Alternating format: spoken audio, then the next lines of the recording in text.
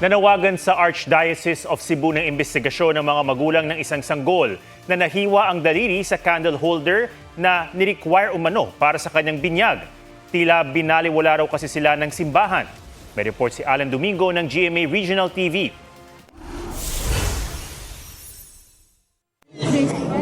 Bakas sa dugo ang damit ni Mami Ivana at sa palahaw ng kanyang baby ang pagsisikap na maampat ang pagdurugo ng daliri ng anak. Sa mismong binyag ng sanggol na hiwa ang kanyang kanang hinlalato. Nahawakan kasi niya ang babasaging candle holder na matalim pala ang bibig. Maging ang ama ng bata na sugatan.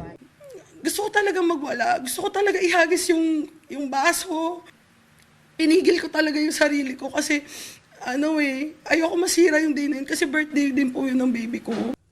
Sabi ng ina, kahit may sarili na silang kandila, sinabihan silang bilhin ang candle holder na ibinibenta ng San Francisco Javier Parish sa Alegria, Cebu. Dahil ito raw ang pinapagamit ng pare sa binyag. Hinala niya, galing ito sa binasag na bote na hindi pa pinakinis bago ibenta. Pinuna rin ng ina na walang first aid ang simbahan at tila di pinansin kahit ng pare ang nangyari sa sanggol hanggang matapos ang binyag. Kahit man lang sorry sa na nasugat pala yung baby, ganyan, na parang ipagdasal natin sa Diyos na sana maayos yung pagaling nung daliri niya.